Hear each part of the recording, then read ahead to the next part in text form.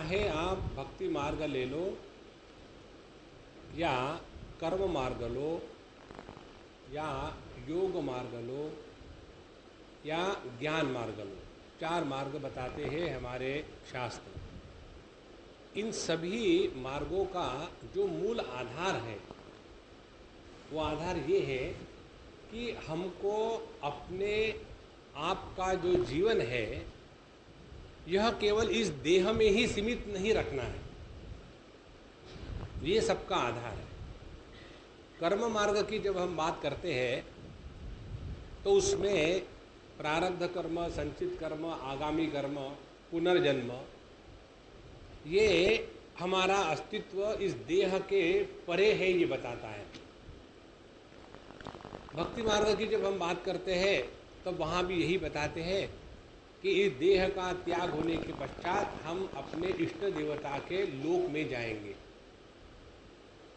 उसके बाद जब योग की बात करते हैं तो योग में भी यही बताते हैं कि अनेक जन्मों के संस्कारों को मिटाने के लिए जो हमने योग साधना करी है उसके द्वारा अंतःकरण शुद्ध होकर के हमारा तत्व के तरफ या आत्मस्वरूप के तरफ स्वाभाविक प्रवाह चलता है।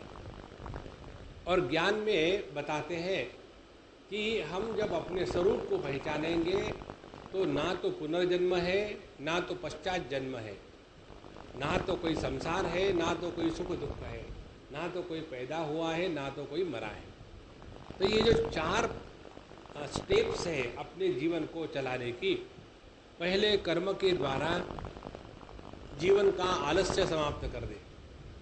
उसके बाद दूसरी जो स्टेप है भक्ति के द्वारा कर्मों से छुटकारा पाने का प्रयत्न करे।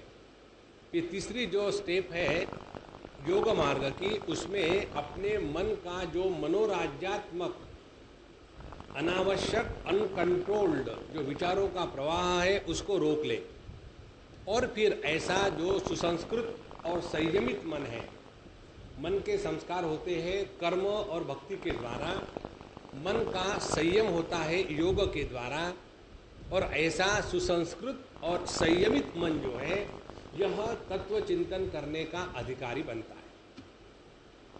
और जब हम तत्व का चिंतन करेंगे तो उसके द्वारा जगत के कर्म, भक्ति और योग इन सब के ऊपर उठ करके अपने स्वरूप में स्थिति हो जाएगी। इस प्रकार से सभी के सभी मार्गों का जो मूल आधार है वो ये कि अपने आप को देह के द्वारा परिच्छिन्न ना समझे, हम देह के माध्यम से अभिव्यक्त होने वाले देहातिरिक्त दूसरे कोई है, ये बताने के लिए हमारे पास चतुर्थ स्कंद भागवत के पुरंजन और पुरंजनी इसकी कथा सुनाई थी। कल कथा में मजा आया ना, ऐसे लग रहा था कि अपनी ही कथा चल रही है क्या। और अब इस कथा का जो तात्पर्य है वो देखेंगे। 28वें अध्याय के अंतिम चरण में आता है कि पुरंजन का अपने स्त्री के प्रति मोह के समय में मृत्यु हो गया, इसीलिए मरते समय उसका जो देह है, उसका जो सूक्ष्म देह है, उसने स्त्री का आकार धारण कर लिया था। और स्त्री का आकार धारण करने के कारण फिर वह अगले जन्म में स्त्री के रूप में पैदा हुआ, विदर्भ की कन्या वैदर्भी के रूप में। और वहाँ फिर अनेक सालों तक फिर उसने जिया, और जब उसके पति का देहांत हो गया, उसको जला विलाने के बाद फिर अपना उसका रोना धोना शुरू। तो उस समय उसका जो अविज्ञात मित्र था वो आ गया ब्राह्मण का रूप लेकर के, और उसने फिर उस कन्या को, उस स्त्री को जिसके पति का देहांत हो गया था, उससे पूछा। ब्राह्मण उवाच का त्वं कस्यासि को वायं शयानो यस्य शोचसि जानासि कि सखायं माम येनाग्रे विजचर्थः। याद है तुमको, मैं तुम्हारा मित्र हूँ, लेकिन तुम मुझे भूल गई, और ये कौन है, और तुम किसकी पुत्री हो, और किसके लिए शोक कर रही हो, जो यहाँ सोया पड़ा है वो पुरुष कौन है। याद है, मेरा नाम अविज्ञात है, और हम और आप इस जगत में साथ साथ ही आए, और भोग के लिए तुम बहुत भटकते रहे और अनेक प्रकार के स्थानों का विश्लेषण करके फिर मनुष्य देह में फंस गए। और इस नगरी के 5 बगीचे, 9 दरवाजे, 1 द्वारपाल, 3 परकोट, 6 वैश्यकुल, 5 बाजार और 5 उपादानों से बना हुआ यह स्वामिनी का देह और वो स्त्री, इस प्रकार से तुमने देखा। तो ये क्या था? अब यहाँ से प्रसंग का प्रारंभ होता है कि ये जो कहानी है, ये कहानी का तात्पर्य क्या है। पहले कहते हैं इंद्रियों के 5 विषय, उनके 5 बगीचे हैं। इन भिन्न भिन्न बगीचों में जाकर के यह जो जीव है अपने अपने विषयों का भोग करता है।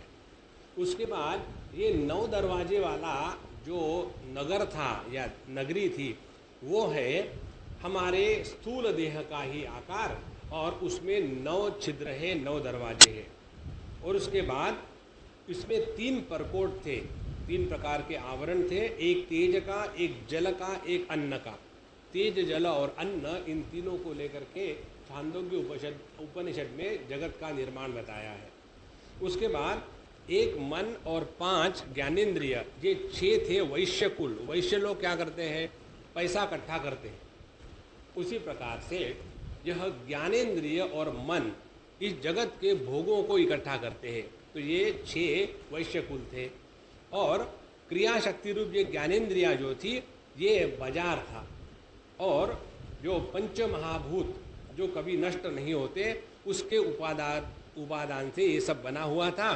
और जो बुद्धि शक्ति है वही इस सब नगर की स्वामिनी थी। ऐसा ये नगर है। इस नगर में प्रवेश करने के कारण पुरुष रूपी जो जीव है वो ज्ञान शून्य हो जाता है। ज्ञान शून्य हो जाता है माने, देखो कैसे सुंदर शब्द है। बुद्धि के साथ तादात्म्य करके पुरुष ज्ञान शून्य हो जाता है ना? मजे की बात। माने जो जो बुद्धि के साथ तादात्म्य करके रहता है वह अज्ञानी है। सीधी सीधी बात है। बुद्धि के साथ तादात्म्य करके अज्ञानी होना माने क्या? माने केवल विचारों का ही सत्यत्व प्रतिपादन करना, लेकिन उन विचारों के पीछे जो निर्विचार, निर्विकल्प, शुद्ध चैतन्य तत्व है उसका तिरस्कार होना। माने जब तक के हम द्वैत के जगत में रहते हैं तब तक के हम बुद्धि के गुलाम हैं, और इसीलिए बुद्धिमान लोग अनेक प्रकार से दुखी होते हैं। तो ऐसा ये नगर, और इस नगर में प्रवेश करने के बाद बुद्धि के साथ तादात्म्य हो गया, और फिर यह जो जीव है उसके बाद दुखी होना शुरू हो गया, अपने स्वरूप को भूल गया, और इसी के कारण तुम्हारी ये दुर्दशा हो गई है। और उसके बाद न त्वं विदर्भ दुहिता नायम वीर सुहृत्तवः न पतिस्त्वं पुरंजन्या रुद्धो नवमुखे यया। और एक बात समझ लो, ना तो तुम विदर्भ राज की कन्या हो, पुत्री हो, और ना तो ये मरा हुआ जो मलय ध्वज राजा है, ना तो ये तुम्हारा पति है, और जिसने तुमको इस 9 दरवाजे के अंदर में बंद करके रखा है वह पुरंजनी के पति तुम भी नहीं हो। पुरंजनी भी एक जन्म में तुम्हारे साथ आई हुई बुद्धि के साथ का तादात्म्य मात्र है। इस प्रकार से हमारे कबीर जी के विचारों में ये शब्द आता है,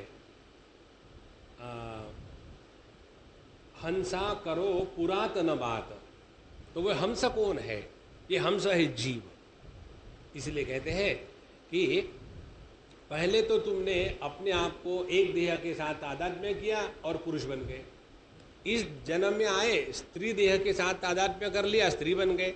ऐसे आज तक कितने जन्म लिए हैं।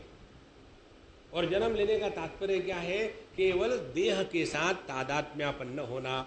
और असल में क्या है कि ना तो तुम स्त्री हो, ना तो तुम पुरुष हो, और तुम्हारा जो अपना वास्तविक स्वरूप है, हंस स्वरूप, उसको तुम अनुभव करो। जो मैं ईश्वर रूप से हूँ वही मैं जीव रूप से हूँ। यहाँ तत्वमसि महावाक्य का उपदेश है, जहाँ हम अपने स्थूल देह, सूक्ष्म देह, इन दोनों के साथ तादात्म्य छोड़ दिए और हमारा अज्ञान का आवरण भंग हो गया, तो हम इस देह में रहते समय ही ईश्वर है,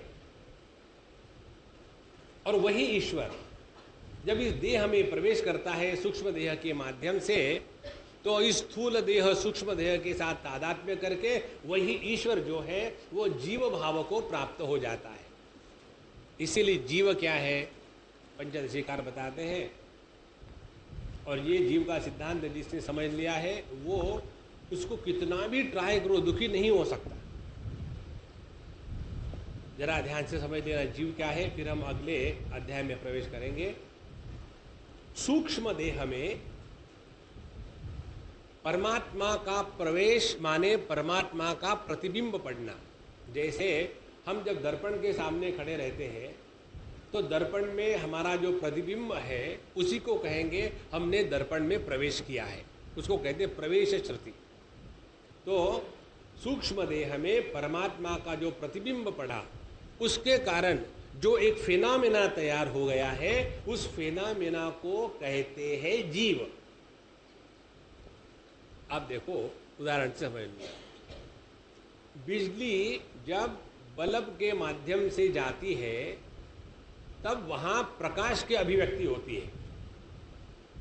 तो प्रकाश, बल्ब और बिजली, इन तीनों के संघ को कहते हैं जीव। अब देखो इसमें किसी भी प्रकार की कंटिन्यूटी नहीं है, अखंडता नहीं है। जैसे एक बार हमने स्विच ऑन करके बल्ब को जलाया और प्रकाश पड़ा, फिर स्विच ऑफ कर दिया तो बल्ब खत्म, लाइट खत्म।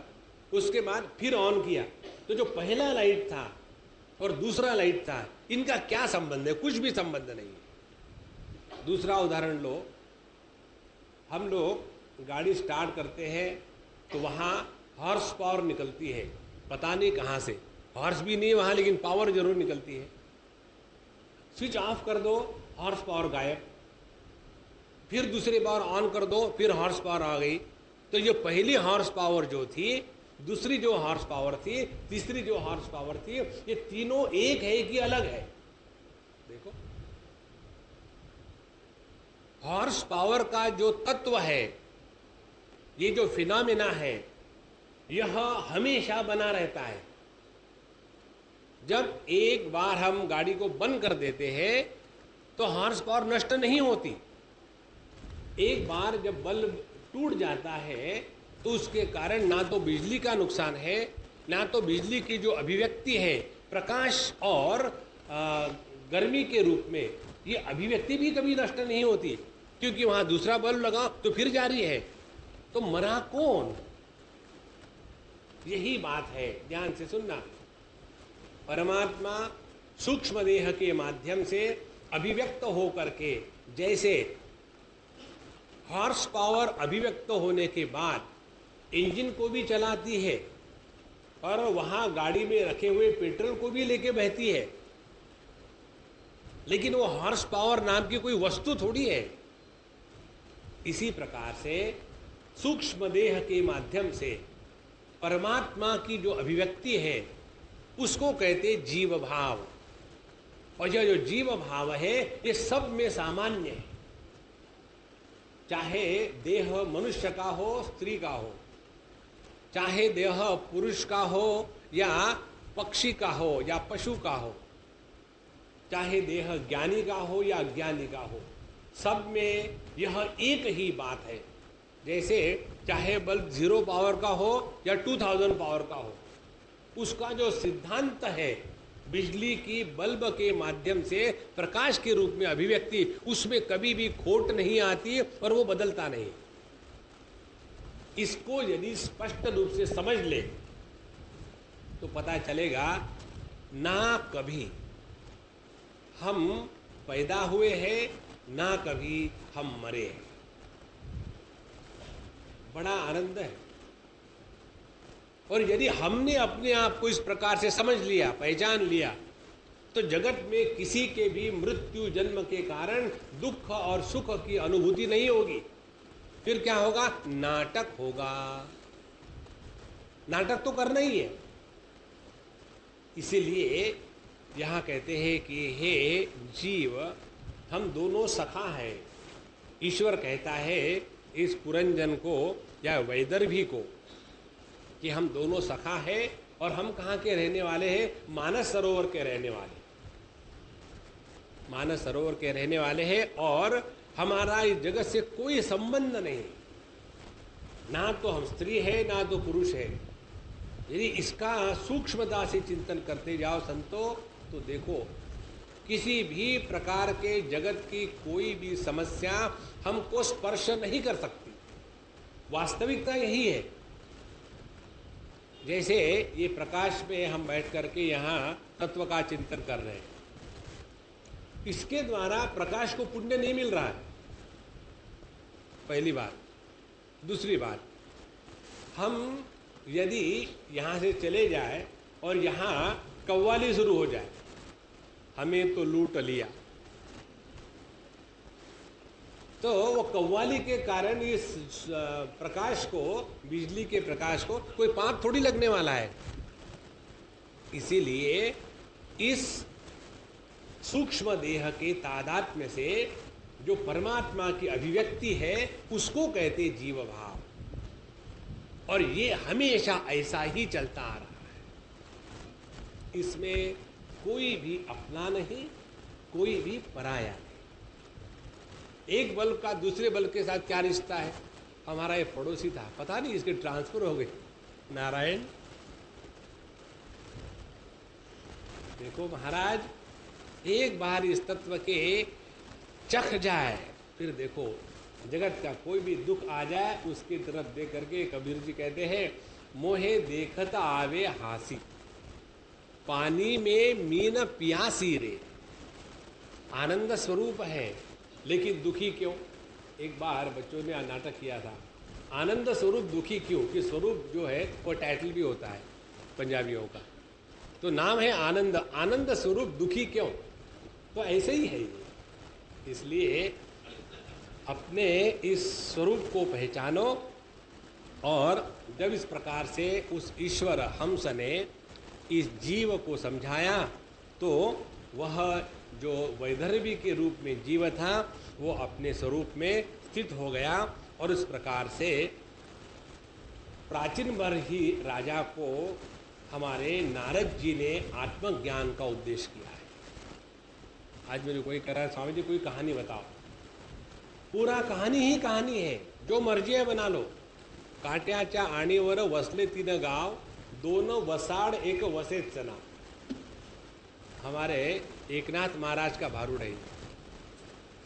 एक कांटा माने थॉर्न की, उसके कोने पर 3 गांव, 3 देहात थे। 2 में कोई नहीं रहता था और 1 उजाड़ था, और उसमें एक गांव में 3 कुमार थे। 2 मरे थे और 1 पैदा नहीं हुआ था, और उसमें से 1 कुमार ने 3 मटके बनाए, और 2 कच्चे थे और 1 पका नहीं था।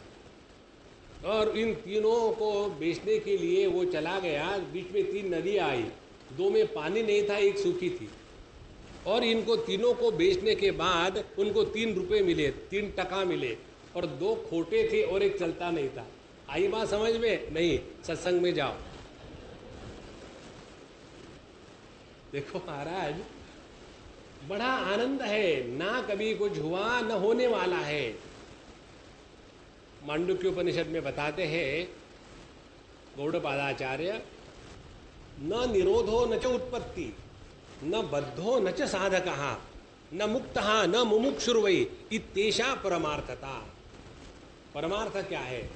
ना तो कभी कुछ निर्माण हुआ है, ना तो कभी कोई नष्ट होने वाला है, ना तो कभी कोई बंधन में था, ना तो कभी कोई मुक्त होने वाला है, ना तो कोई साधक है, ना तो कोई मुमुक्षु है। फिर क्या हो रहा? ऐसा ही है। एक बार इसको समझ लो, एकदम ऐसी मस्ती अपनी आ जाएगी। जैसे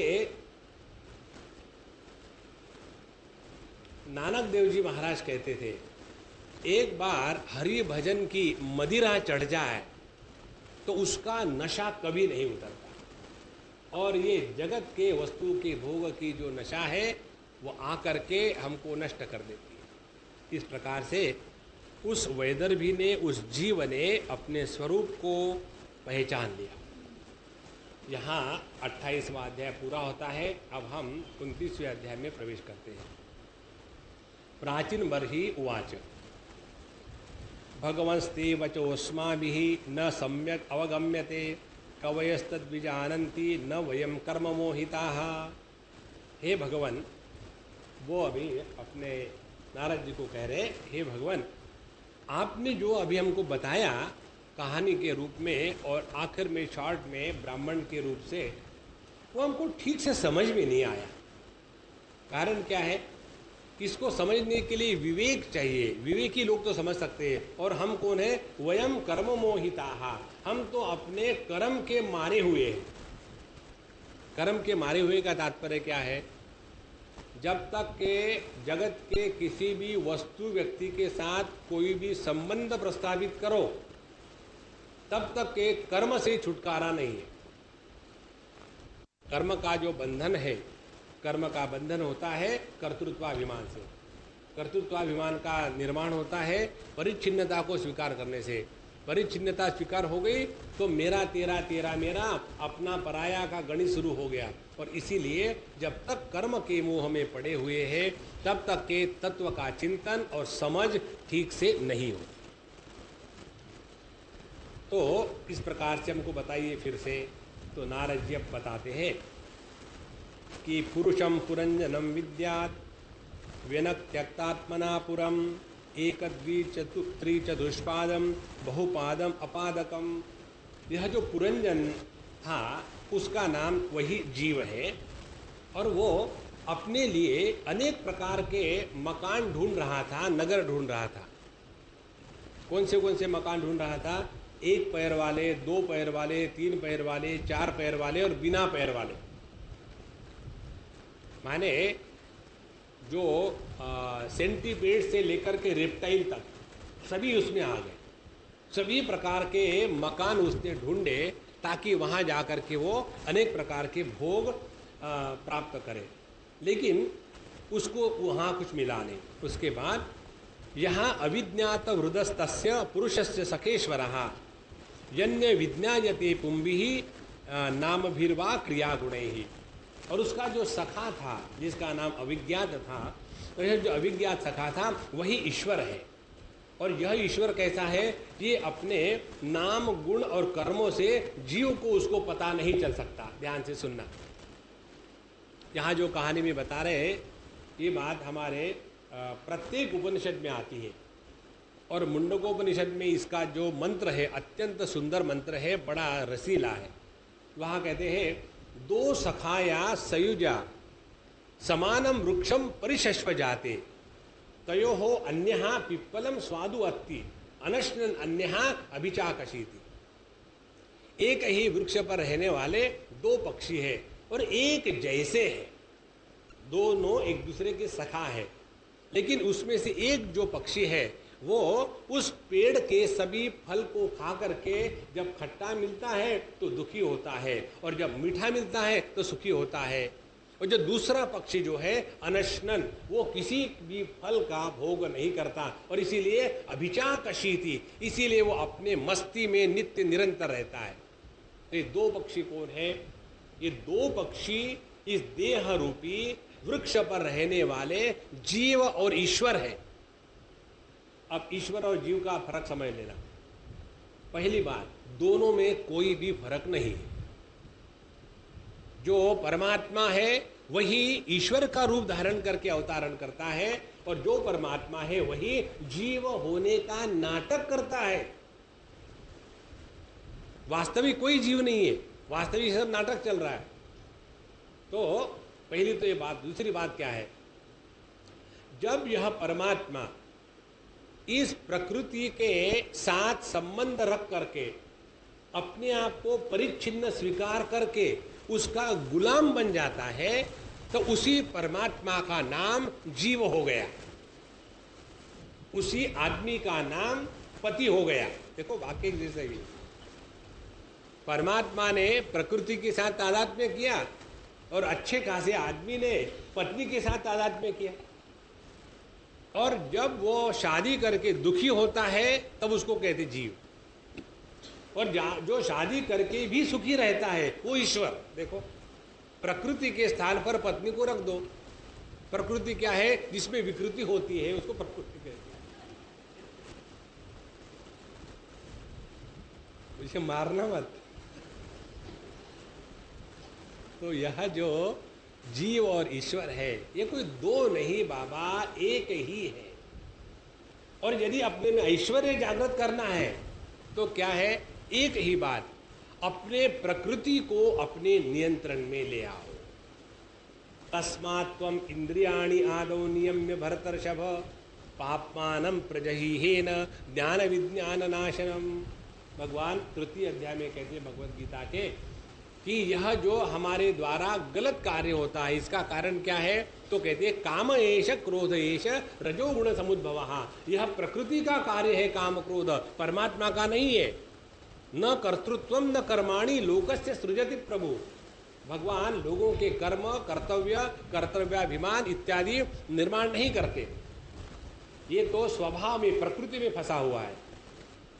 तो यह जो अपना स्वरूप है इसमें किसी भी प्रकार का परिच्छेद नहीं है। तो ऐसा यह जो ईश्वर है, यह ईश्वर हमारे नाम, गुण और कर्मों के द्वारा हम ईश्वर का पता नहीं लगा सकते। यदि हमको अपने में उपलब्ध ईश्वर का दर्शन करना है, पहचान करना है, तो उसके लिए पहली बात क्या है? पहले अपने कर्मों से छुटकारा पालो। कर्मों से छुटकारा पाने का एक ही उपाय है, अपने जीवन से कर्तृत्वाभिमान का त्याग कर दो। कर्तृत्वाभिमान का त्याग करना माने किसी भी चीज की जिम्मेदारी अपने सर पर मत लेना। माने आप हमको कहते इरिस्पॉन्सिबल बनो, हाँ जी। जितने ज्यादा रिस्पॉन्सिबिलिटी सर पे लेके चलते हैं उतने ज्यादा दुखी है। इस जगत में प्रत्येक जीव जो आता है, चाहे फिर वो अपना पुत्र हो, कन्या हो, पिता हो, पति हो, जो भी हो, वो जीव आया, उसने अपना नाटक खेल के चला गया। इससे ज्यादा चिपकने की, दुखी होने की कोई बात नहीं। ये सब ऐसे ही चल रहा है। तब जाकर के हमारा कर्तृत्वाभिमान समाप्त हो जाएगा। अन्यथा हम आपको एक बात बताएं, अपने कर्तव्य कर्मों को पूरा करने का आप करोड़ों जन्मों तक प्रयत्न करो, आपके कर्तव्य कर्म समाप्त नहीं होंगे। इसीलिए आप देखेंगे हर जगह ये बात आती है। उसके बाद राजा ने अपना सभी राज्य का कारोबार अपने बच्चों को सुबह करके और फिर जंगल में चले गए और वहां तपस्या करने लग गए। तो फिर हम वहां आर्गुमेंट दे सकते हैं, लेकिन क्या ये अपने कर्तव्य कर्मों का त्याग करके बच्चों को कष्ट देना, क्या ये धर्म के अनुसार है? रोते रहो और करते रहो। देखो महाराज, जिस दिन हृदय में वैराग्य का उदय हो जाता है ना, तब तभी व्यक्ति कर्म के ऊपर आ जाता है। जो राग युक्त व्यक्ति है वह कर्म में फंसा हुआ रहता है। इसलिए यहाँ अपने ऐश्वर्य को पहचानने के लिए पहले कर्म के ऊपर उठो। दूसरी बात, गुण, प्रकृति की जो 3 गुण हैं उसके ऊपर उठना माने, एक तो बात है जगत के जो तमोगुण के कार्य है, भोग्य विषय, उससे ऊपर उठना। रजोगुण का कार्य भोक्तृत्वाभिमान, कर्तृत्वाभिमान, उससे ऊपर उठना। और सत्वगुण का कार्य अपने आप में परिच्छिन्नता स्वीकार करके गुड़ी गुड़ी रहना। ये तीनों से ऊपर उठना है हमको। उसके बाद तीसरी बात बताते हैं, नाम, गुण और कर्म। और तीसरी बात है नाम। अपने नाम में हम लोग बड़े फंस जाते हैं। और एक बार की बात है, यहाँ अपने बम्बई में एक महात्मा जी, बड़े जबरदस्त महात्मा, मजा आएगा आपको, मिल लीजिए कभी। उनके गुरु महाराज हिमालय में रहने वाले कोई सिद्ध संत थे। उनके पास उन्होंने जो भी कुछ पाया और फिर कहा कि हमको दीक्षा दीजिए, कुछ नाम दे दीजिए। बोले नाम क्या होता है? बोले कुछ तो नाम चाहिए ना। बोले ठीक है, अड़गड़ानंद। अब अड़गड़ानंद कोई नाम है? बोले नाम में रखा क्या है? हम ही उस नामों को लेकर के बहुत अपने आप को बड़े तीसमार का समझते हैं। इन सब से ऊपर उठे तब जाकर के उस ईश्वर का पता चलता है। अच्छा, जब इस जीव ने, पुरंजन ने अनेक प्रकार के भोगों की इच्छा करी, तब उसने यह 9 छेद के शरीर को स्वीकार किया, क्योंकि बाकी जितने शरीर थे उसमें सभी प्रकार के भोग उपलब्ध नहीं होते। अब ध्यान से सुनना, यदि हम गाय के देह में रहे जीव के रूप में, तो वहां चिकन पुलाव खाने का आनंद नहीं आ सकता। यदि हम सुअर के देह में रहे, गधे के देह में रहे, तो वहां दही खाने का आनंद नहीं आ सकता। मुझे एक मारवाड़ी ने एक बात बताई, हम ये दही दूध की कोई चीज़ खाते नहीं। हम उनके यहाँ गए, बोले स्वामी जी आप दही लीजिए, हम दही नहीं खाते। बोले आपने मनुष्य जन्म व्यर्थ गंवाया। बोले क्या हुआ? बोले कोई भी जन्म में आपको दूध जरूर मिला होगा, गधे के, घोड़े के, या बैल के, या बकरी के, लेकिन दही कभी नहीं मिला। केवल दही खाने के लिए ही मनुष्य जन्म है। अब लोग है ना, जो पेटू होते हैं ना, उनके विचार पेट में ही जाते हैं, परमात्मा में नहीं जाएंगे। तो जितने भोग हमको मनुष्य देह में मिल सकते हैं, उतने विविध प्रकार के भोग और किसी भी देह में नहीं मिल सकते। और यही मनुष्य देह में आकर के हमको स्वातंत्र्य भी दिया है। तो यदि हमको स्वातंत्र्य दिया है, उसके साथ साथ भोग दिए हैं, तो ये हमारा कर्तव्य बनता है कि हम अपना उद्धार करें। देखो, जब एक शेर एक गाय को मार के खाता है, तो उसको पाप पुण्य का निर्माण नहीं होता, क्योंकि वो अपने प्रकृति के अनुसार चल रहा है। उसको कभी ग्लानि नहीं होती कि अरे रे अभी ये गाय थी, अब बच्चा देने वाली थी, मेरे कारण ये अब मर गई है, उसके बच्चे को मैं खा रहा हूँ गरम गरम। उसको कुछ नहीं होता, क्योंकि वहाँ कर्तृत्वाभिमान नहीं है। जैसे जब हमने अपने आँखों से सूर्य को देखा, या हमने अपने आँखों से किसी गंदी वस्तु को देखा, तो आँखों का कोई प्रभाव नहीं है। उसके पीछे रहने वाला जो जीव है, उसमें निर्माण होता है कि अच्छा लगा बुरा लगा। तो केवल मनुष्य देह में ही जीव को यह कर्म के साथ स्वातंत्र्य मिला है, जिसमें वो सभी प्रकार के भोग सकता है। अच्छा, और इसी प्रकार से ये जीव ने, पुरंजन ने मनुष्य देह पसंद किया और उसमें प्रवेश कर लिया। और आगे कहते हैं बुद्धिम तु प्रमदाम विद्यात्, जो प्रमदा थी, जो स्त्री थी, जिसके साथ यह पुरंजन जीव बड़ा तादात्म्य होकर के सुख दुख का अनुभव करने लग गया, वह कौन है? वह बुद्धि है। अब ध्यान से सुनना, हमारा प्रतिबिंब हर स्थान पर है, लेकिन उसकी स्पष्टता होती है केवल दर्पण में, क्योंकि दर्पण में वो शक्ति है जिसके द्वारा हमारे चेहरे का प्रतिबिंब हमको दिख सके। यदि हम किसी दीवार के सामने खड़े हैं, तो इसका अर्थ ये नहीं है कि वहाँ प्रतिबिंब नहीं है, लेकिन दीवार में वो उतनी क्षमता नहीं है कि इस प्रतिबिंब को 100% अभिव्यक्त कराए। जैसे हम लोग प्रिंट आउट निकालते हैं ना, 100% कंप्लीट डार्क और 0% सिर्फ कागज निकल आता है। एक बार कहाँ का मैंने जो पढ़ा था, एक सरदार जी को कागज कम हो गए, कुछ कॉपियाँ बना रहे थे, तो उसने सोचा कि अब क्या किया जाए। तो उसने एक कोरा कागज ले लिया और जीरोक्स मशीन में गया और उसकी 10 कॉपी लेके ले आया, और फिर उसने अपना काम किया।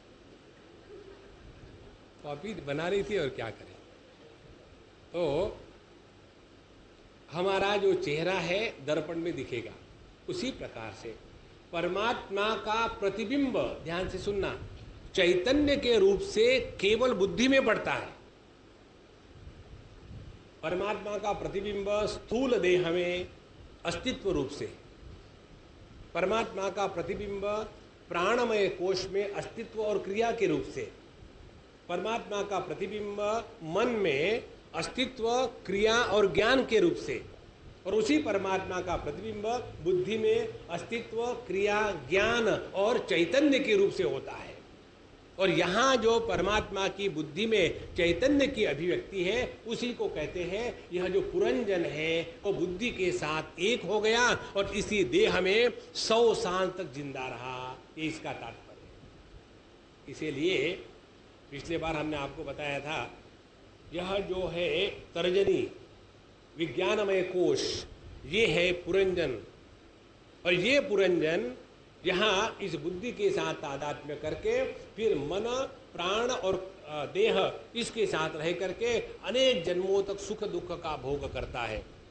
लेकिन मनुष्य जन्म में आकर के जब साधु संतों का संग हुआ तो यह जो पुरंजन है ये अब अपने बुद्धि से हट करके अपने स्वरूप के तरफ जाने लग जाता है सत्संग के माध्यम से, तब उसको अपने स्वरूप का ज्ञान होता है।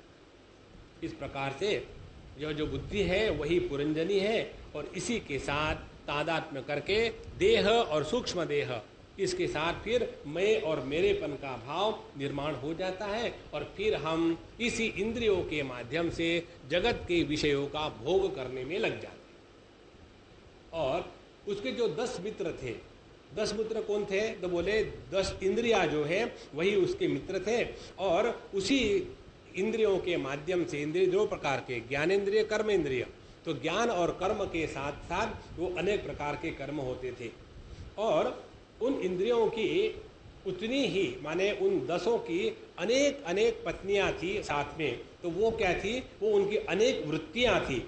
और जो 5 मुख वाला जो सांप था वो 5 प्राण जो है प्राण अपान व्यान समान उदान, उन प्राणों का समूह जो था वो 5 प्रकार से इस देह को ठीक चलाता था। उसमें बता देते ना कि ये सर्प कौन है। जब पुरंजन ने पुरंजनी को पूछा, बोले जब मैं सो जाती हूँ तो ये जो सांप है ये देह की रक्षा करता है, तो जब हम सो जाते हैं तो हमारा स्थूल देह के साथ तादात्म्य नहीं, सूक्ष्म देह के साथ तादात्म्य नहीं, सभी संस्कारों का तादात्म्य छूट गया है, लेकिन उस समय भी हमारी प्राण शक्ति चलती रहती है और इसीलिए ये देह बना रहता है। इस प्रकार से ये 5 फन वाला जो सांप था वो पंचवृत्ति वाला प्राणवायु ही है। और ये भी बताया था कि इन सब का जो नायक है बहुत बड़ा बलवान था, और वो बलवान नायक ये मन को ही 11वां इंद्रिय कहा है। और जो पांचाल देश है, पांचाल देश माने 5 विषयों का साम्राज्य जो है वही पांचाल देश है, और उसमें रहने वाला 9 दरवाजे वाला ये हमारा स्थूल देह यही एक नगर है, उसमें उस जीव ने प्रवेश किया। देखो एक एक बात स्पष्ट समझ लेना, इसको हमने पहले कैसा समझा है उसको आपको बताएंगे।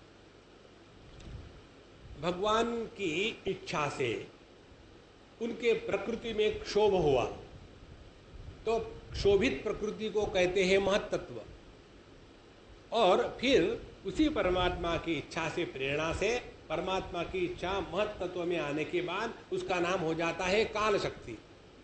तो उसी काल के प्रभाव से फिर महत्त्व में क्षोभ हो गया और उसका फिर अहंकार तैयार हो गया 3 प्रकार का, सात्विक राजसिक तामसिक अहंकार। और फिर तामसिक अहंकार से जगत बना, राजसिक अहंकार से इंद्रिय इत्यादि बने, और सात्विक अहंकार से जीव भाव तैयार हो गया। और उसके पश्चात यह जीव देह में देह को प्राप्त होकर के सुख दुख का भोग भोगने लग गया। ये जो तत्व की बात है यही यहाँ उन्होंने कहानी के माध्यम से बताई। ये पुरंजन माने क्या, बिजली की खोज होने के पहले बिजली की बल्ब के माध्यम से प्रकाश की अभिव्यक्ति होती है, ये था। ये किसी साइंटिस्ट ने निर्माण नहीं किया, केवल उसकी जानकारी नहीं थी। इसीलिए यदि हम पूछेंगे कि यह बिजली की बल्ब के माध्यम से अभिव्यक्ति कब से है, तो उसका उत्तर क्या मिलेगा, अनादि है। इसका कोई आदि नहीं है, ये नित्य उपलब्ध है, केवल इसकी जानकारी समझ हमको नहीं थी। उसी प्रकार से परमात्मा की प्रकृति के माध्यम से जीव भाव की जो अभिव्यक्ति है ये अनादि है। इसीलिए भगवान जब कहते हैं 15वें अध्याय में ममई वंशो जीवलोके जीवभूत सनातनः, जीव भी सनातन है, परमात्मा भी सनातन है, उसकी प्रकृति भी सनातन है, और तब से यह जो संसार का जो नाटक चल रहा है ये भी सनातन है, और इसको समझने वाला जो धर्म है उसको कहते हैं सनातन धर्म। इसमें हिंदू मुसलमान क्रिश्चियन ये चक्कर कहीं नहीं। इसीलिए इस परमात्मा तत्व को जब हम अनंत रूप से समझ लेते हैं, अनादि रूप से समझ लेते हैं, तो किसी भी प्रकार के परिच्छेद के हम शिकार नहीं बनते। अच्छा महाराज, उसके बाद ये बताया था कि उस नगर के 5 दरवाजे आगे थे, 2 उत्तर दक्षिण थे और 2 नीचे थे, ऐसे जो 9 दरवाजे थे। और वो 9 दरवाजे से ये पुरंजन अपने एक एक मित्र के साथ जाकर के अपने अपने बगीचों में घूमता था। तो वो दरवाजे क्या है, उनका मित्र कौन है और बगीचे कौन से हैं, अब ये बात बताते हैं। उस नगर में अक्षिणी नासिके कर्णौ मुखम शिष्ण गुदाविति द्वे द्वे द्वारौ बहिर्याति तद इंद्रिय संयुतः। तो एक एक स्थान पर 2-2 द्वार बताए थे, जैसे 2 नेत्र गोलक है, 2 नाक के छिद्र है, 2 कर्ण है, ये हो गए 3। उसके बाद मुख हो गया चौथा, तो ये 3 के हो गए 6, 2-2 छेद होने के कारण मुख 7वां, लिंग 8वां और गुदा ये 9वां, ये 9 दरवाजे तैयार हो गए। और इन 9 से मिलकर के यह जीव इंद्रियों के साथ अपने अपने विषय में जाकर के अनेक प्रकार के भोग को प्राप्त करता है। उसके बाद जो 2 नेत्र गोलक है, 2 नाक के छिद्र है और ये मुख है, इनको कहते हैं पूर्व के द्वार, पूर्व दिशा के द्वार। हमारे शास्त्र में ऐसी मान्यता है, जो हमारे सामने होता है उसको पूर्व दिशा कहते हैं। देखो, एक बार हम स्वामी जी के साथ केरला में थे कहीं, और किसी स्कूल के किसी चीज़ का उद्घाटन था, हम भी वहाँ थे, और स्वामी जी वहाँ आए और उन्होंने अपने हाथ में वो ले लिया नारियल और खड़े हो गए। और वो जो प्रिंसिपालनी थी, प्रिंसिपल का फेमिनाइन जेंडर मुझे मालूम नहीं, प्रिंसिपल का कोई जेंडर ही नहीं होता, वो तो केवल हुद्दा है ना, आपको मालूम है, जो पोजीशन होती है उसका जेंडर नहीं होता। और इसीलिए हमारे भारतवर्ष का कोई भी प्रेसिडेंट आज तक स्त्री नहीं बना, क्योंकि भारत का प्रेसिडेंट यदि स्त्री बनेगी तो उसको क्या कहेंगे, राष्ट्रपत्नी।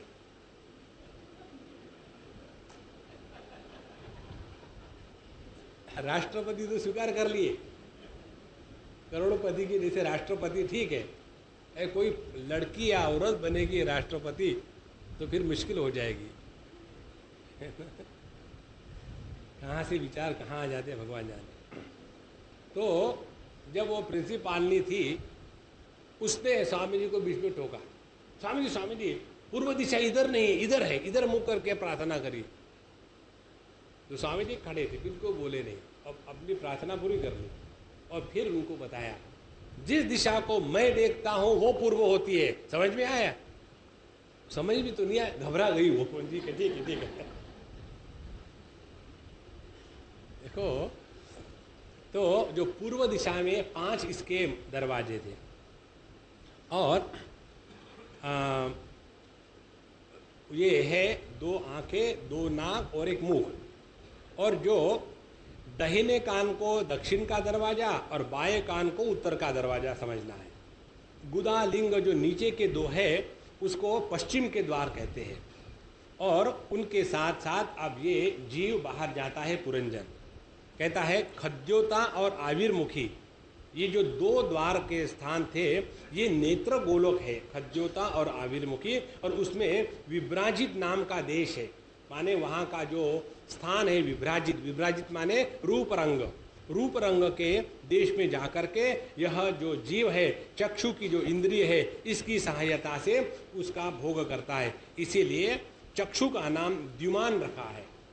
तो द्युमान सखा के साथ वहाँ की जो कहानी इस प्रकार से है, यह जो पुरंजन था वो अपने पूर्व के 2 दरवाजे से अपने द्युमान मित्र के साथ जा करके वहाँ विभ्राजित देश में जाकर के अनेक प्रकार के भोगों को भोगता था, माने रूप रंग को भोगता था। कहने का तात्पर्य क्या हुआ कि जीव आँखों के माध्यम से जा करके आँखों में जो दर्शन शक्ति है उसको साथ लेकर के जीव जाता है और फिर रूप रंग का दर्शन करता है, उसका क्षेत्र केवल रूप रंग।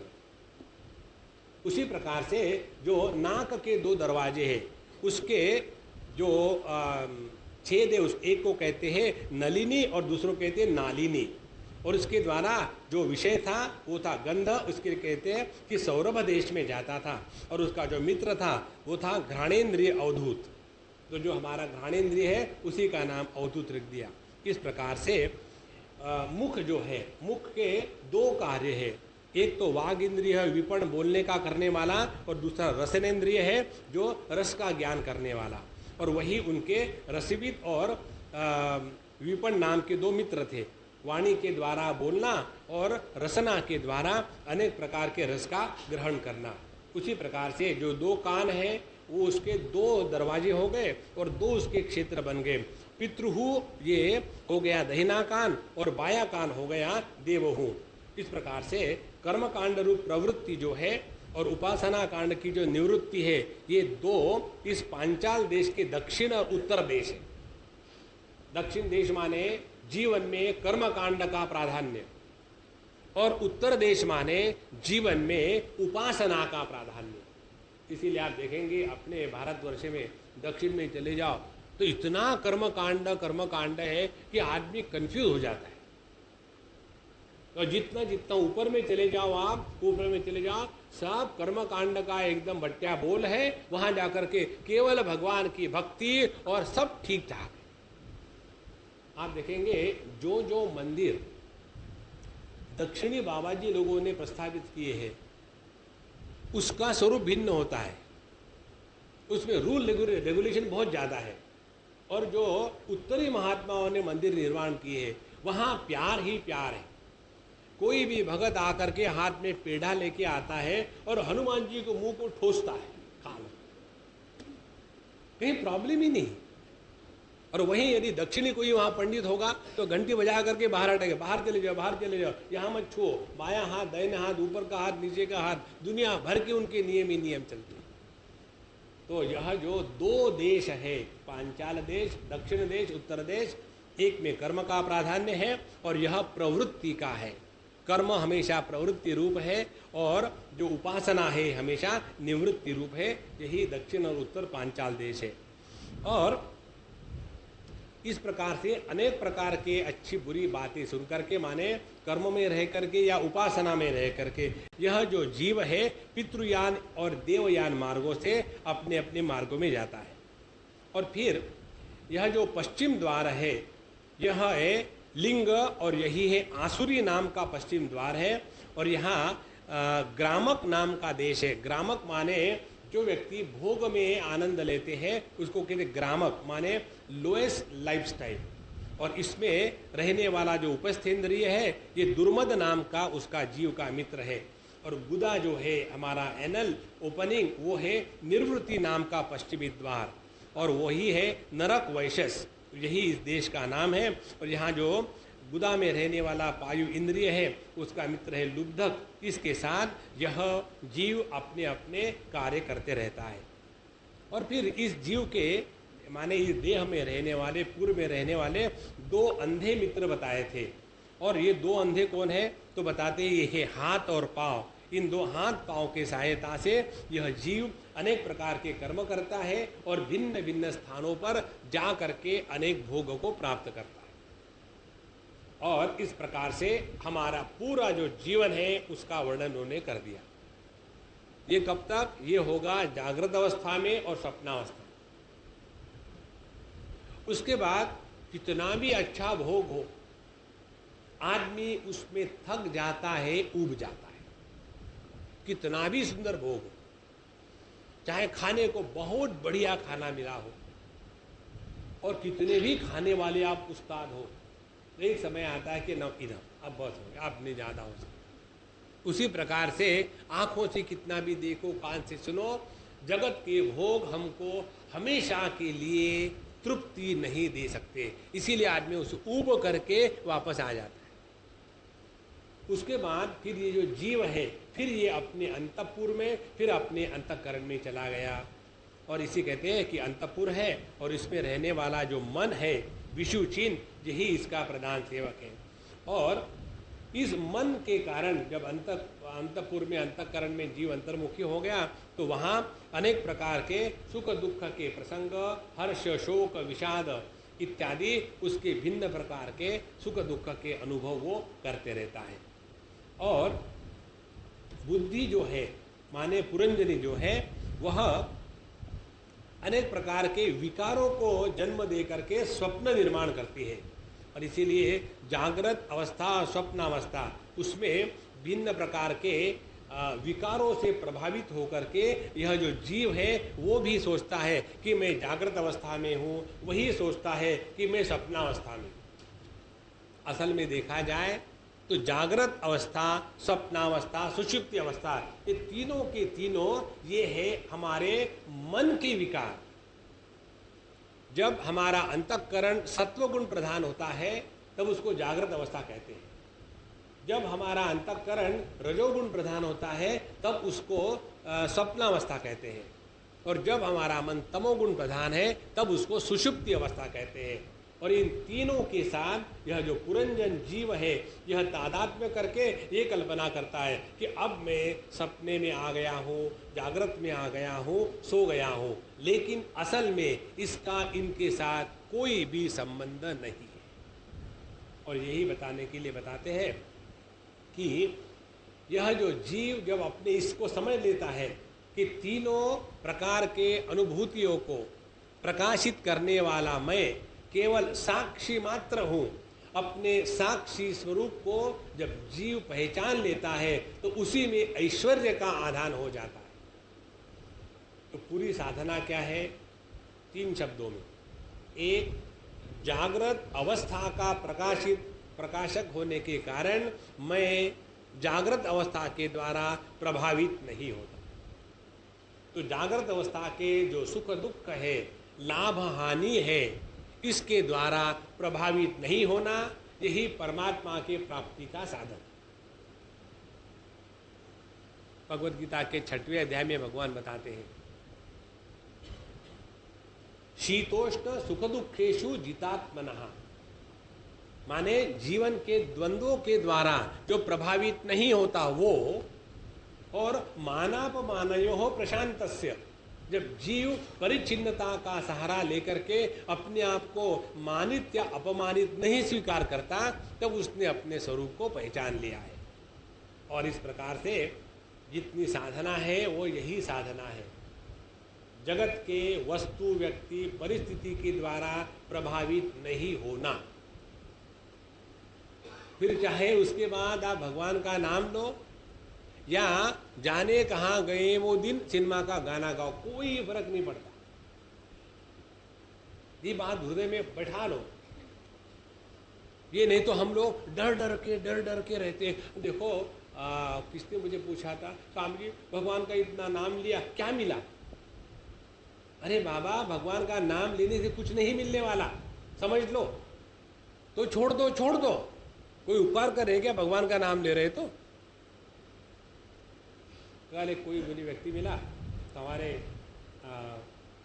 आदत के अनुसार हमको कहा, भाई महात्मा जी कैसे हो? स्वामी जी आप मुझे महात्मा कह रहे, मुझे आप महात्मा कहेंगे तो मैं तो यहाँ से चले जाऊंगा, कभी आऊंगा नहीं। बताओ, हु केयर्स? देखो ये पूरा का पूरा जो तमाशा है ना, ये केवल तादात्म्य का तमाशा है।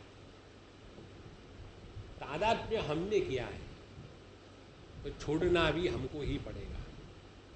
जैसे हमने एक लड़की से तादात्म्य करके उसको शादी करके उसको पत्नी मान लिया, और मैं परेशान होकर के अपने दोस्त के पास जाता हूँ, अरे यार मैं बड़ा परेशान हूँ और वाइफ से क्या करूँ? तो बोले स्वामी जी ने बताया है ना, तादात्म्य छोड़ दो। वही तो नहीं हो रहा, ऐसा करना, तुम तादात्म्य छोड़ देना। अब मेरे पत्नी के साथ का तादात्म्य मेरा दोस्त थोड़ी छोड़ सकेगा। वो तो हमको ही करना है। और इसीलिए जितनी साधना है उस साधना का यही अर्थ है। हमारे स्वामी अखंडानंद जी के शब्दों में कहे, किसी से सटो नहीं, किसी से हटो नहीं, अपने आप में बैठो। हमने एक बार ये बात समझ ली कि समझ लो भगवान की कृपा हो गई, नहीं तो हाथ में माला लेते अपना झटका मारते, वो ऐसी अड़ जाती, फिर पता नहीं क्या हो गया, फिर उसमें पैसा भी होता है, बीड़ी भी होती है, सब कुछ होता है थैले में, और खुचुर खुचुर करते रहते हैं। सब बिल्कुल एक नाटक चलता है। देखो भैया, अपने आप को इस सब चक्कर से अलग स्वीकार करो। जहां हमने ये स्वीकार कर लिया, पहले झूठ मूठ, हिपोक्रेसी से, और झूठ मूठ करते करते करते करते इसी अभ्यास के द्वारा हम इससे निकल जाएंगे।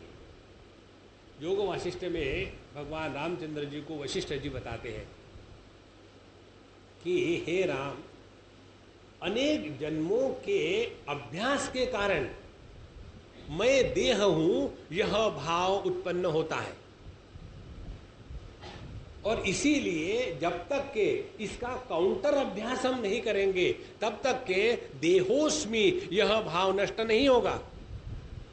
और आप देखेंगे यही एक बात है केवल, देह मैं नहीं हूं, इसको यदि आप स्वीकार करना शुरू कर दो, उसके बाद बीवी, बच्चे, पति, पत्नी, पड़ोसी, जितनी भी झंझट है एक क्षण में डिलीट। दूसरा कुछ नहीं करना है। और ये करने के लिए हड़बड़ाहट में शांत रहो। अच्छा ऐसा हुआ, कोई बात, भुला बरा हुआ, अच्छी बात है, ऐसा चलता ही रहता है।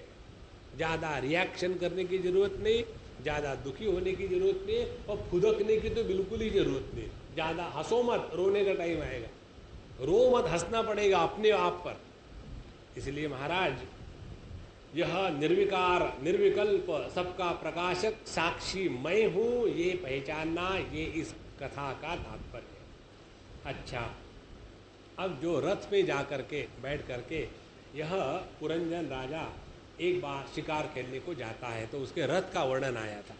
तो क्या कहते हैं, आत्मानम रथिनम विद्धि। देखो जो कठोपनिषद का मंत्र है वही आता है कि देहो रथस्त्वम इंद्रियाश्वः संवत्सर अयोहो अगति द्विकर्म चक्र त्रिगुणध्वज पंचासु बंधुरः।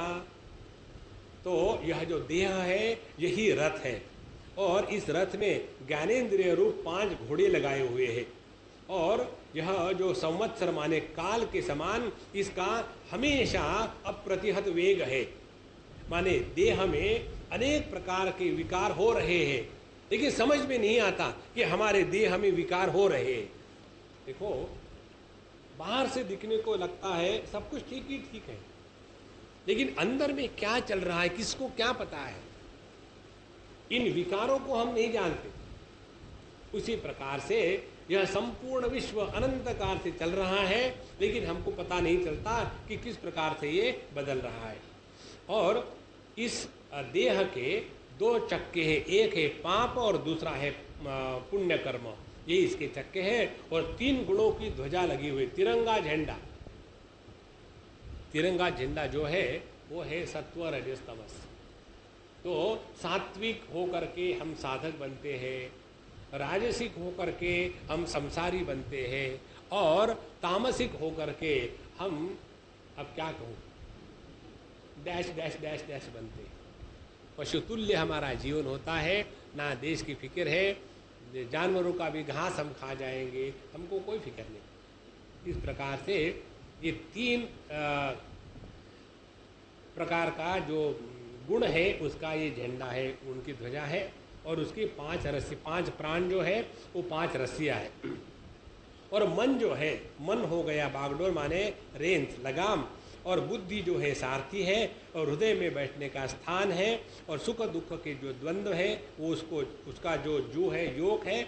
उसके बाद 5 इंद्रिय के जो 5 विषय हैं वो उसमें भरे हुए आयुध है, और त्वचा से लेकर के बाकी जो 7 है वो इसके धातु है। तो अस्थि पल चर्म, अपने विवेक चूड़ामणि में आता है बाहर की त्वचा, अंदर की त्वचा, मांस, और उसके बाद फैट, उसके बाद बोन मैरो, ये सभी के सभी 7 धातु है।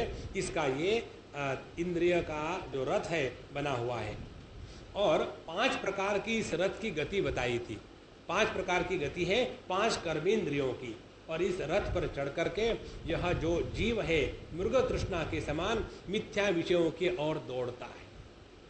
यह जो जीव है इस रथ पर बैठा और इस कर्मेंद्रियों को लेकर के भिन्न भिन्न विषयों के भोगों के लिए सुबह से शाम तक दौड़ रहा है। ध्यान से सुनना, विषयों का भोग होता है ज्ञानेंद्रियों से। विषयों के भोग के लिए विषयों की उपलब्धि होती है कर्मेंद्रियों के माध्यम से, और इन दोनों का संचालन होता है मन के द्वारा। इस प्रकार से यह हम इस देह में रह करके जगत में सुख दुख के भोग में हमेशा यहाँ से वहाँ भटकते रहते हैं।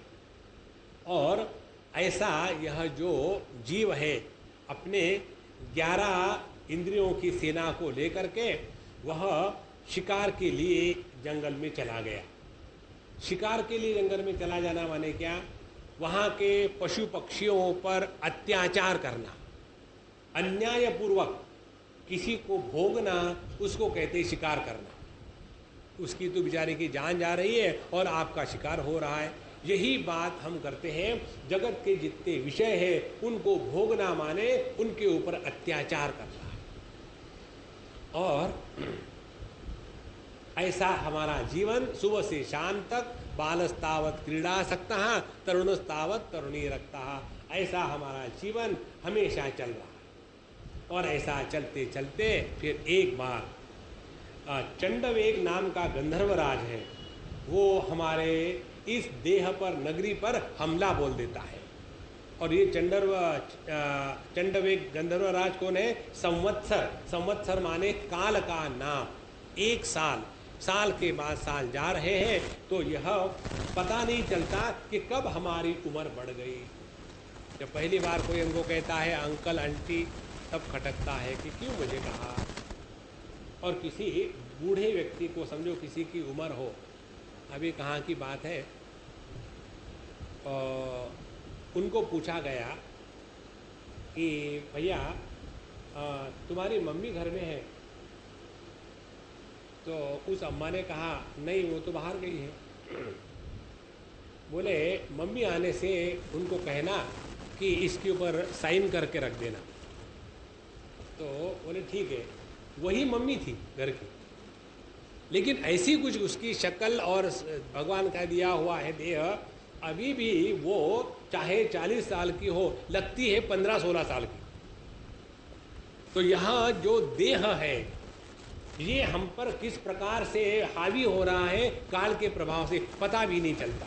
और व्यक्ति को लगता है कि चलो अभी तो मैं जवान हो, और फटाक से कुछ हो गया कि हाथ पैर लटकने लग जाते हैं। तो यह जो संवत्सर है चंडवेग नाम का गंधर्वराज, इसके साथ रहने वाले 360 गंधर्व थे, माने 360 दिन। और उनकी 360 गंधर्वनियाँ थी, माने 360 रातें। और ये उस नगर को चारों तरफ से घेर के बैठे हुए थे और जाकर के लूट के वहाँ से सामान ले आते थे। माने एक एक दिन और रात हमारी जो आयु है वो क्षीण हो रही है। और बारी बारी से चक्कर लगाते हुए मनुष्य की आयु को हर रहे थे। और जो एक कन्या थी, काल कन्या, जिसको कोई भी स्वीकार करने को तैयार नहीं था, उसका नाम था जरा। जरा माने वृद्धावस्था। कोई भी पुरुष बुढ़ापे को स्वीकार करना नहीं चाहता, और इसीलिए जितना हो सके उतने अपने बुढ़ापे को ढकने का हम प्रयत्न करते हैं। कितना भी अपने बुढ़ापे को ढकने का प्रयत्न करो, असलियत आ ही जाती है। बोलने में कभी हाथ हिलने लग जाता है, कभी गर्दन ऐसी ऐसी करते रहती है। बाहर का मेकअप कुछ भी करो महाराज, असलियत बाहर आ ही जाती है। अच्छा, तो यह जो कन्या थी काल की, ये थी जरा या वृद्धावस्था, और इसको कोई भी पुरुष पसंद नहीं करता। तो इस मृत्यु रूप यवनराज ने लोक संहार करने के लिए उसको अपनी बहन मान लिया था कि तुम मेरी बहन हो जाओ, मैं तुम्हारे साथ शादी नहीं करूँगा, और मेरे जो बाकी के जो सैनिक है तुम्हारे साथ होंगे वो कौन है? आधि व्याधि। आधि माने शारीरिक रोग और व्याधि माने शारीरिक रोग और आधि माने मानसिक रोग। जैसे जैसे व्यक्ति बुढ़ापे में प्रवेश करता है, माने जरा उस काल कन्या ने आकर के उस पुरुष के साथ रहने का निर्णय कर लिया, लेकिन कोई उसको स्वीकार ही नहीं करता। तो ये जो मृत्यु है देवता यमनराज, ये कहता है तुम फिक्र मत करो, मैं तुमको सब दिलवा दूंगा। और उसके बाद उसको साथ देने के लिए शारीरिक दुख और मानसिक दुख बुढ़ापे में आकर के काल का रूप धारण करके उसको सुबह से शाम तक नोचते रहते हैं। इसीलिए आंखें जैसे भगवान ने देखने के लिए दी है, कान सुनने के लिए दिए हैं, उसी प्रकार से घुटने बुढ़ापे में दुखने के लिए दिए। इसको स्वीकार कर लो। कभी हमने ये कंप्लेन की है क्या कि आंखों से दिखता क्यों है, कानों से सुनता क्यों है? उसी प्रकार से घुटने दुखते क्यों है, ऐसा ही होता है। बुढ़ापा आ गया है, अब काल यवन आकर के अपना समय पूरा कर रहा है। और उसके बाद 2 प्रकार के सैन्य उसने दिए थे, उसका नाम था प्रज्वार। और ये प्रज्वार है या तो ज़्यादा गर्मी होना, हाई टेम्परेचर, या टेम्परेचर फॉल होना, ये दोनों प्रकार के द्वारा यह इस जीव को अब चल रहा है। और यह जीव इस प्रकार से अज्ञान से आच्छादित होकर के अनेक प्रकार के जो आध्यात्मिक आदि भौतिक आदि दैविक ताप है उसके द्वारा दुखी रहते रहते शतम वर्षम देहे देही तमोवृतः 100 साल तक इस देह के साथ तादात्म्य करके रहता है। 100 साल तक के 2 अर्थ है। एक तो शरीर की उम्र पकड़ लो 100 साल तक, या दूसरा अर्थ है जब तक देह के साथ रहता है तो इतना 100% तादात्म्य, हमको किसी को भी ये कभी भी संदेह नहीं होता कि मैं देह नहीं हूं।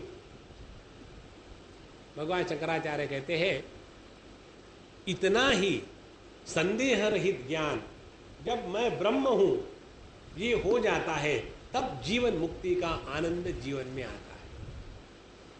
तो कितनी हमारी ज्ञान की निष्ठा होनी चाहिए ये बताते हैं। तो क्लिश्यमाना शतम वर्षम देहे देही तमोवृतः, तमोगुण से आच्छादित, आवरण से आच्छादित यह देही जीव इस देह में 100 साल तक रहता है। और असल में क्या है? प्राणेन्द्रिय मनोधर्मान आत्मनि अध्यस्त निर्गुणः, असल में निर्गुणः है, किसी भी प्रकार के गुणों के द्वारा प्रभावित नहीं होने वाला। ये अपने आप को प्राण इंद्रिय मन इनके धर्मों को आत्मा में अध्यस्त करके ये कल्पना करता है कि अब मैं देह हूँ, मैं इंद्रिय हूँ इत्यादि। और फिर इसीलिए अनेक विषयों का भोग करना, विषयों को प्राप्त करने के लिए कर्म करना, यही इसके जीवन का अखंड चक्र चल रहा है। वास्तव में देखा जाए यदा आत्मानम अविज्ञाय भगवंतम परमम गुरुम पुरुषम विसज्जेत गुणेश प्रकृति है स्वद्रुप। जब यह परमात्मा असल में है, परमात्मा जीव का रूप ले लिया है स्वयं प्रकाश, और जब अपने भगवान रूपी गुरु के शरण में जाता है तब ये तीनों बंधनों से मुक्त हो जाता है। यदि उसने ऐसा नहीं किया, परमात्मा के शरण में नहीं गया, तो 3 गुणों के चक्कर से, ये जो 3 पत्ती का खेल होता है ना, ये 3 पत्ती का खेल, ये 3 गुणों का चक्कर है। उसी में पूरा जीवन नष्ट हो जाता है, मिलना मिलना कुछ नहीं। हमको एक चीज हमेशा याद आती है, जब स्वामी जी के देह को लाया गया था दिल्ली में अमेरिका से, उस समय हम वहाँ थे। हमको कुछ भी हमको उस समय सुख दुख का अनुभव नहीं हुआ। एक ही बात रही कि इतनी डिसिप्लिन, ऐसा करना वैसा करना, सब का सब, देह वही का वही है, कुछ नहीं। वहीं उनके दर्शन में भीड़ भाड़ हो रही है। ये सब देह के साथ जब तक तादात्म्य है तभी तब इस जगत का महात्म्य। और कितनी बार उन्होंने बताया कि मैं देह नहीं हूँ, इसका अभ्यास करो। और फिर हम वहाँ जा कर के रोते, हाँ मेरी चले। तुम भी जाओगे, रोने की कोई ज़रूरत नहीं, मिल लेना वहाँ। अपने आप को देह से भिन्न मार करके मान करके जीवन जीना, इसको कहते हैं आध्यात्मिक जीवन। मेकअप करके जीवन आध्यात्मिक नहीं होता। ये दुनिया भर के रंगीत कपड़े पहन लिए हैं और दुनिया भर के सिग्नल लगा दिए हैं, फुल स्टॉप का है कि रेलवे लाइन का है, उससे कुछ नहीं होने वाला है। ध्यान एक चीज का रखना है, हमने अपने आप को देह से व्यतिरिक्त स्वीकार करके फिर जीवन को जियो, अपने आप जीवन बदल जाता है। अच्छा, आगे कहते हैं, यह 3 गुणों के साथ तादात्म्य करके उसी के साथ सत्वगुण से तादात्म्य किया तो फिर कर्म के साथ रहते हुए देव योनि में जन्म हुआ। रजोगुण के साथ तादात्म्य किया, मनुष्य योनि में जन्म हुआ। तमोगुण के साथ तादात्म्य किया तो तिर्यक योनि, जो निम्न योनियां हैं, उसमें जन्म मिल जाता है। इस प्रकार से अनेक प्रकार के अच्छे बुरे कर्म करते करते कभी ऊपर, कभी नीचे, कभी बीच में, या हमेशा ऐसा जीव भटकते ही रहता है। और इन प्रकार के योनियों में जाते जाते किस योनि में वो स्त्री बन जाता है, किस योनि में पुरुष बन जाता है, कभी नपुंसक बन जाता है। इस प्रकार से 3 प्रकार के जो लिंग भेद है, इसको वो स्वीकार करके अपने को वैसा वैसा मानने लग जाता है। इसका यहाँ उन्होंने जो उदाहरण दिया है, इतना कड़वा दिया है। कहते हैं, जिस प्रकार से भूख से व्याकुल जो कुत्ता होता है, वो खाने के लिए भटकता है, यहाँ से वहाँ, वहाँ से वहाँ, और उसको डंडे पड़ते हैं। उसी प्रकार से यह जीव जो सुख के प्राप्ति के लिए विषयों में जाता है, एक योनि से दूसरे योनि में, उसको डंडे के सिवा कुछ नहीं मिलता। असली उसको आनंद मिलेगा जब उसने अपने स्वरूप को पहचाना, तब। अन्यथा जिंदगी भर ऐसे ही भटकते रहेंगे, दुखी होंगे। देखो, कल शायद मैंने आपको बताया, मुझे याद नहीं, हमारे जीवन में दुख क्यों आते हैं। एक ने मुझे प्रश्न पूछा था अभी ईमेल में। दूसरी बात पूछी थी, ये दुख का कारण क्यों ढूंढने की आवश्यकता है क्या। और तीसरा प्रश्न पूछा था, भगवान को कैसा प्राप्त किया जाए। हमने कहा, देखो, तुम्हारे प्रश्न में ही सब उत्तर है। जीवन में जब दुख होते हैं ना, तब जाकर के हमारे जीवन को मोड़ आता है। अपना सपना चल रहा हो, बढ़िया सपना, बहुत सुंदर सपना है, आप कार में बैठ करके उसका ढक्कन खोल दिए हो और बड़ी एक सुंदरी आपके साथ बैठी हुई है और आप स्विट्ज़रलैंड में घूमने जा रहे हो, कहीं ट्रैफिक नहीं, कहीं जैम नहीं, और बड़ा अच्छा वातावरण है। ऐसा सपना कभी टूटता नहीं। ऐसे कार में जा रहे हो, उधर से 18 व्हीलर ट्रक आ रहा है और आ करके आपके कार को ठोक देता है और आपकी कार नीचे गिर गई। उस समय सपना टूट जाता है। सपने की ही एक दुर्घटना हमको सपने से बाहर निकालती है। दुर्घटना जागृत अवस्था की नहीं होती, सपने की ही होती है। उसी प्रकार से इस जागृत अवस्था के सपने से हमको बाहर निकालने के लिए भगवान हमारे जीवन में एक ऐसा भयानक प्रसंग खड़ा कर देता है कि जिसके द्वारा यह जो जागृत स्वप्न है अपने आप टूट जाता है। देखो महाराज, और जब ये जागृत स्वप्न टूट जाएगा, तब जाकर के अपने स्वरूप का चिंतन, इसके सिवा जगत के किसी भी वस्तु विषय में ना तो हमको गुलाम बनाने का सामर्थ्य है, ना तो हम उसके द्वारा प्रभावित होते हैं। ऐसा जीवन मुक्ति का जो विलक्षण आनंद है, वो तब आता है जब अपने जीवन में कोई ऐसी दुर्घटना घटे तब। और इसके बाद फिर हम विचार शुरू कर देते हैं, ये भगवान ने दुख क्यों बनाया। इसका उत्तर केवल भगवान ही देख सकते हैं, हम नहीं दे सकते। जहां जगत के प्रसंग को, दुख को लेकर के हमारे मन में भगवान के बारे में विचार आने शुरू हो जाते हैं, तब समझ लेना भगवान की कृपा हो गई। और फिर पहला कैसा विचार आता है, जा करके उसके गर्दन पकड़ू कि तुमने ऐसी दुनिया क्यों बनाई, मिलन के साथ जुदाई। हिंदी सिनेमा का गाना है बाबा।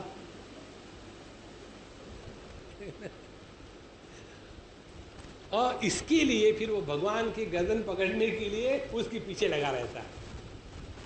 और जब भगवान के पीछे लगे रहो और एक बार उसकी झलक दिख जाए, फिर जगत के किसी भी वस्तु व्यक्ति में मन नहीं लगता। जैसे जिस शेर ने एक बार आदमी का खून चख लिया हो तो फिर वो भेड़ बकरी के पीछे नहीं दौड़ता। हमको अपने बच्चे, उनकी शादियाँ, इसमें इंटरेस्ट जब तक रखता है ना, तभी तक अभी कोई झटके का एक्सीडेंट नहीं हुआ। जब एक आध बार कस के एक्सीडेंट हो जाएगा, वो एक्सीडेंट भी ऐसा होता है कि डिपेंडिंग अपॉन अपना थिकनेस कितना है स्किन का। जैसे सिद्धार्थ के जीवन में एक्सीडेंट हुआ, एक बूढ़े आदमी को देखा, एक रोगी को देखा और एक मुर्दे को देखा। हम लोगों ने कितने बार देखा, क्या अपने में देखी सब चीजें, कुछ नहीं फर्क पड़ा। हम एक बार ये टाटा कैंसर हॉस्पिटल में थे और वहाँ 1 महीने तक हम रहे। उस समय सभी वहाँ की जो कार्यकर्ता है उससे हमारी पहचान हो गई। तो एक दिन हमने वो जो चीफ नर्स होती है उसको कहा कि अम्मा, एक हमको आपसे बात पूछनी है। तो पूछो। रात का समय था, सभी सो रहे थे और वो अपने चक्कर काट रहे थे और हम पढ़ रहे थे। तो बोले, तुमको सोना नहीं क्या? नहीं, मुझे आपसे बात करनी है। तो बोलो। हमने कहा, तुम इतने यहाँ रोज़ लोगों को कैंसर से मरते हुए देखती हो, दिन में 10 तो लोग मर जाते हैं, तो कभी तुम्हारे मन में ये विचार आता है क्या कि अपने भी देह का मृत्यु ही होने वाला है? बोले, ऐसे फालतू विचार मेरे मन में नहीं आते। देखो अब और कितना बड़ा एक्सीडेंट चाहिए जीवन में। इसीलिए depending upon the thickness of our skin, उसमें यदि सुई जा रही वो टेढ़ी हो जाएगी, सुई को गड़बड़ी हो गई, हमको कुछ नहीं होता। इसलिए महाराज, जब इस पुरंजन के जीवन में एक के बाद एक दुख आने लगे, कई बार जो व्यक्ति ज़्यादा संवेदनशील होता है तो बचपन से ही, छोटी बात से ही उसके जीवन में ये परिवर्तन आ जाता है। जैसे ध्रुव के जीवन में आया था, जैसे प्रहलाद जी के जीवन में आया था।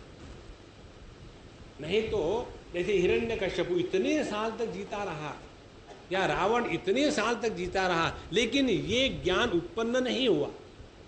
इसीलिए महाराज, अपने जीवन में यदि स्वयं होकर के ये प्रसंग आ जाए तो हम साधक हैं, और नहीं आता है। इसीलिए भगवान के ये जो 4 आयुध है ना, शंख चक्र गदा पद्म, पहले भगवान शंख बोल करके क्या कहते हैं, ये कॉर्डलेस से बताते हैं, जो हमको फ़ोन करके बताएंगे, लेकिन हमारा हमेशा एंगेज, प्रेजेंटली नॉट अवेलेबल। तो फिर भगवान क्या करेंगे? वो छोड़ेंगे थोड़ी। देर इज नो री डायल, देर इज री गदा। दूसरे हाथ में उनके गदा है। जहां हमने भगवान के आह्वान को नहीं सुना तो जीवन में दुख आएंगे, और उसी के लिए भगवान ने हाथ में गदा पकड़ के रखी। और यदि आपके भगवान साउथ इंडियन हो गए तो साउथ इंडियन लोग विष्णु भगवान के हाथ में गदा नहीं देते। ओम गदाधराय नमः, गधे की भी लात मिल ही जाएगी, प्रयोजन सत्सिद्ध होगा। नारायण। और यदि हमने अनेक प्रकार के गदा के प्रहार पाने के बाद भी अपने को नहीं बदला, तो ये जो काल की कन्या है, जरा, वृद्धावस्था, और उसके साथ आने वाले उसके दोस्त जो है प्रज्वार, ये सभी आकर के बुढ़ापे में हमको बहुत परेशान करेंगे। इसीलिए बुढ़ापा आने के पहले बुढ़ापे में कैसा जीना है इसका निर्णय जवानी में कर लेना चाहिए।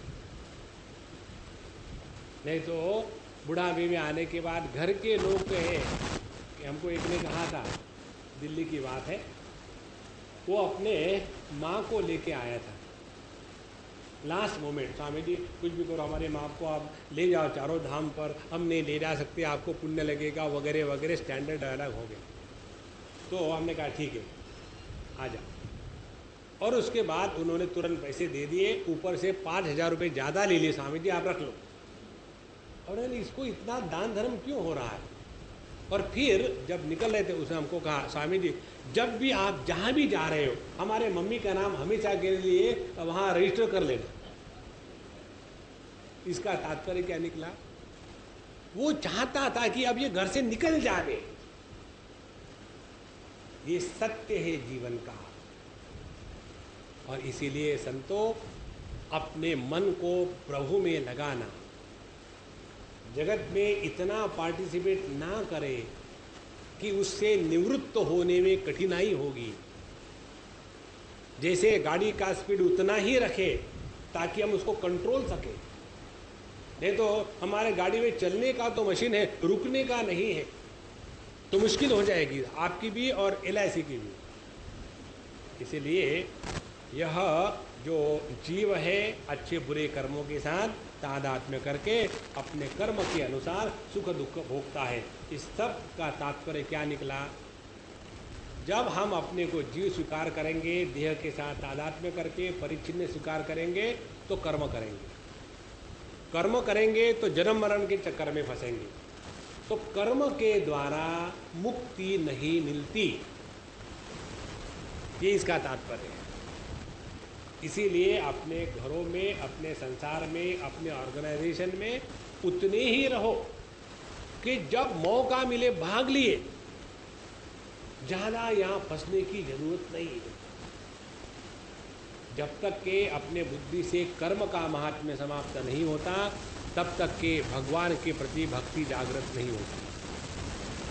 और जब भगवान के प्रति भक्ति जागृत हो जाती है तब तत्व का चिंतन बड़ा स्वाभाविक होने लग जाता है।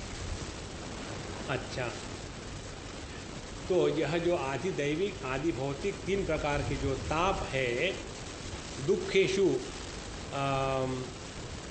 एकतरेणापि दैवभूतात्म हेतुषु जीवस्य न व्यवच्छेदः स्यात् तद एतद प्रतिक्रिया। इसीलिए जब तक के हम इस कर्म के चक्कर से अपने आप को निवृत्त नहीं करेंगे तब तक के सुख दुख का चक्कर कभी छूटेगा नहीं। और यदि आप जानते हो कि हमको भूख लगी है और खूब मेहनत करके अपने मर्जी का खाना खाया तो आनंद मिलेगा, लेकिन टेम्पररी, तात्कालिक, हमेशा के लिए नहीं। हमारे शास्त्र ये नहीं बताते कि भोग में आनंद नहीं है, कहते भोग में आनंद है लेकिन यह तात्कालिक है और थोड़े समय के लिए। लेकिन उस भोग के बाद रोग का स्टेशन आता है, ये हम भूल जाते हैं।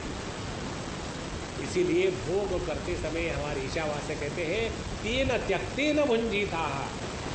जगत में भोग करते समय अपने आप को संभालो, अपने आप का रक्षण करें, नहीं तो भोग में ही हम अपने आप को नष्ट कर देंगे। इस प्रकार से इस जीव का यहाँ बड़ा सुंदर अर्थ बताया। और इसकी जो आगे की कहानी है, इसके जो आगे के पहलू है, उस पहलू को हम कल देखेंगे। अब यहाँ विश्राम करते हैं। ओम पूर्णमदः पूर्णमिदं पूर्णात् पूर्णमुदच्यते पूर्णस्य पूर्णमादाय पूर्णमेवावशिष्यते। ओम शांति शांति शांति। हरि ओम। श्री गुरुभ्यो नमः। हरि